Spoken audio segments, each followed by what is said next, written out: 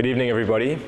This Sunday, you'd have heard the latest preach in this series on how God speaks, dealing with when there's chaos and trouble and it becomes really difficult to hear God, what we do then, what we do when we need to block out other voices that become incredibly loud, as they so often do, to be able to hear what is sometimes quite a still, small whisper from God. And the amazing story for this whole topic is the story of Elijah. No doubt by the time you've heard that preach, you'd have become a little more familiar with the story, but today I'd just like to read some of it to you so we can get to know this amazing, crazy, wild guy called Elijah, who in the midst of intense victory and then intense fear, somehow was able to do the right thing to go and find a spot where he could hear God.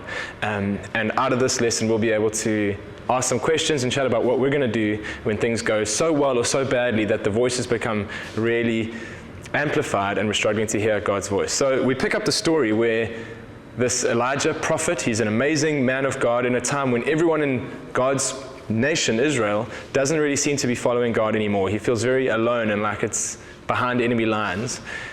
And he kind of has enough and says, all right, I'm going to take on this evil king and this world that has become so dark, remind you of anywhere. And I'm going to try and make a stand. I'm going to make the fame and the name of the Lord revered once more. And so here's the story. So he calls all of Israel together. I'm reading out of Kings 18. And Elijah stood in front of them and said, how much longer will you waver, hobbling between two opinions? If the Lord is God, follow him. But if Baal is God, then follow him. This is the other idol that everyone was worshipping. You can insert in the name where it says Baal, you can insert fame, busyness, money, popularity, whatever the idol that our current nation seems to be chasing after, security, the right to complain. We've got a million idols. Elijah decides to take them on. The people were completely silent. So then Elijah said to them, I am the only prophet of the Lord who is left, but Baal has 450 prophets. The whole world seems to be advertising these other idols. Now bring 2 bulls. The prophets of Baal may choose whichever one they wish, and cut it into pieces and lay it on the wood of the altar without setting fire to it. I'll prepare another bull and lay it on the wood of another altar and not set fire to it either. Then call on the name of your God, and I'll call on the name of the Lord. The God who answers by setting fire to the wood is the true God. And all the people agreed. So finally, someone was prepared to say, let's just test which one of these gods is actually powerful, as opposed to just assuming that we're going to keep on worshipping the same idols that everyone always seems to worship. What if we actually let the 2 gods decide who's really going to satisfy? And the story goes on that the prophets of Baal dance around and do everything they can to try and get their god, Baal, their idol, to consume the sacrifice. And Elijah starts mocking them. I mean, he's a crazy, wild guy, and he's going, you better shout louder, maybe your God is hard of hearing. Keep going, maybe he's on the toilet. It's in the Bible. Maybe he's gone into sleep, you might need to wake him up. And these guys are getting into more and more of a frenzy, going mad, trying to wake Baal up, and nothing happens, obviously. Elijah then says to the people, okay, come over here. And they all crowded around him as he repaired the altar of the Lord that had been torn down in that same spot ages ago. He's rebuilding out of the ruins of what used to be an altar to God. He took 12 stones, one to represent each of the tribes of Israel, and he used the stones to rebuild the altar in the name of the Lord. Then he dug a trench around the altar large enough to hold about 3 gallons. That's literally 3 gallons. That's a lot of water. I don't know what the modern version of that. We live in a metric world, but it's a lot of water. He piles the wood on the altar, cuts the bull into pieces, and laid the pieces on the wood. Then he said, fill 4 large jars with water and pour the water all over the wood. And so they douse the whole thing, and then he says, do it again, do it a 3rd time. There's water dripping over everything. There's no way that this lot can burn. And at the usual time for the evening sacrifice, Elijah the prophet walked up to the altar and prayed, O Lord, God of Abraham, Isaac, and Jacob, prove today that you are God in Israel and that I am your servant. Prove that I've done all of this at your command. What a brave guy. Everyone's watching. He's stuck his neck out. He's put his reputation on the line. He's made it as hard as possible. And his whole claim that these other idols don't satisfy now comes down to this big moment. Immediately, the fire of the Lord flashed down from heaven and burned up the young bull, the wood, the stones, the dust that even licked all the water up out of the trench. And when all the people saw it, they fell face down on the ground and cried out, the Lord, he's God. Yes, the Lord is God. Victory, right? Elijah's got to be feeling so stoked right now, so relieved that God came through, so glad that this nation that he loves has finally realized that their God is God, and they've all fallen on their faces and are worshiping the true God. And what happens next is this amazing carnage where all the prophets of this evil God, Baal, get rounded up and executed. It's Elijah's big moment. It's amazing, right? He should be on a high. And yet what I found is so often a high, a big victory, is almost worse for my ability to hear God than a big defeat. Big chaos, big defeat, big storms, those can make it hard to hear God because my emotions are raging. But sometimes they also point me towards Him. A big victory, however, can make it really hard to stay plugged into God. And that's pretty much what happens next, because the king at that time, Ahab, who'd been behind all this Baal worship, then goes home to his wife, Jezebel. She's bad news. Never name your daughter Jezebel. It's not a good idea. Jezebel's not a cool character in the Bible. And she sends this message to Elijah, I'm going to take you out. If you've done all this damage to my prophets of Baal, I'm going to do the same amount of damage to you.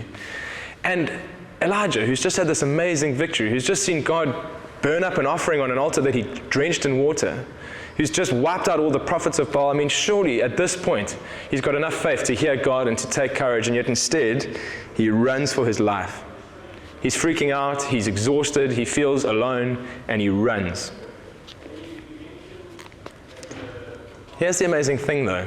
Even in the midst of this despair, he chooses to run out into the wilderness to be with God. This is the genius in what Elijah does. He doesn't run to Jezebel and say, I'm sorry, I give up, I'm going to join your team. He doesn't run back to the prophets of Baal and say, look, it's just easier supporting you guys. He runs to be with God. Even in his despair, even in his depression, even in his fear, something in the back of his mind sends him out into the wilderness to find God. So Elijah's out in the wilderness, lying down going, oh, woe is me. I mean, he's actually starting to sound pretty pitiful. I'm the only one left.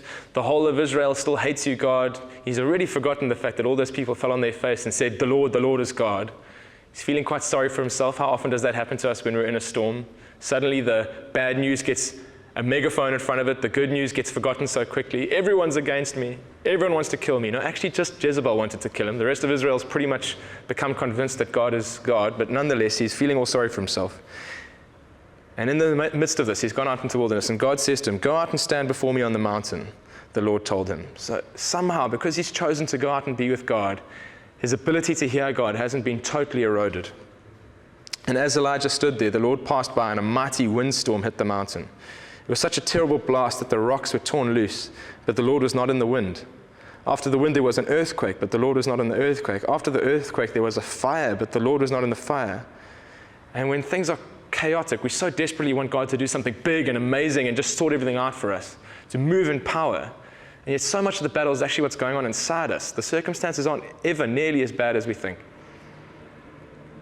And after the fire, there was a sound of a gentle whisper. When Elijah heard it, he knew. And he wrapped his face in his cloak and went out and stood at the entrance of the cave. And a voice said, what are you doing here, Elijah? And God reminds him, actually, there's still 7,000 people that have never bowed their knee to Baal. I'm going to look after them. Off you go. And what God gives him instructions to do is anoint the next king, raise up the next prophet, start setting up for the next generation. I'm so amazed by what God does with Elijah, because essentially he says, A, things are not as bad as they seem. But even before he starts giving Elijah sympathy or comfort, he says, off you go and continue the mission. It's not all about you. Raise up someone to take it on beyond what you could ever do yourself. And Elisha gets anointed. I'm freaking out. I'm feeling sorry for myself. Oh, everyone's against me. God says, well, carry on and set someone else up to do it even better than you can. And hey, things are not nearly as bad as you think. Here's what this story gets me asking. Firstly, has there been some big victory in my life which is maybe putting me in danger of ending up in emotional turmoil and not hearing God? That big victory, that big success, that big promotion, that emotional high of she said yes and she's going out with you, the kid was born, the promotion got given, the money got made, whatever the case is, the sickness is over, some big victory has just happened in your life. That is probably a really vulnerable moment for you to start hearing every other voice and starting to despair about your ability to hear God's voice. Or am I going to run into the wilderness? Are you going to run into the wilderness and hear God in that moment? So that's the first question. Has there been a big victory or a big defeat that's causing chaos in my life? Second question, do I have a wilderness that I run to? Do I know that I have got such a default setting to going to God that even when I'm feeling despair or my emotions are raw and I'm struggling to remember what's true and to be able to see what's false, I still know that I run out to be with God. I don't run to anyone else. Elijah didn't run off to ask some good mate to sympathize with him. He left his servant behind and went out to be with God. Do I have so deep set inside myself a default setting to when things get crazy, I'm going to go out into the wilderness and be with God? And that might practically look like a walk that you go and do, a place that you go and sit, a bit of time that you carve out. Mature Christians generally say the more busy my day is and the more intense my workload looks, the more time I make sure I spend in devotion, because I can't afford not to. When there's lots and lots and lots to do, and wisdom would dictate spend less time with God, you just don't have the time, that's when you can't afford not to go and be with Him. So do you have a default setting that you know when the storm is raging, I go and find God first and foremost?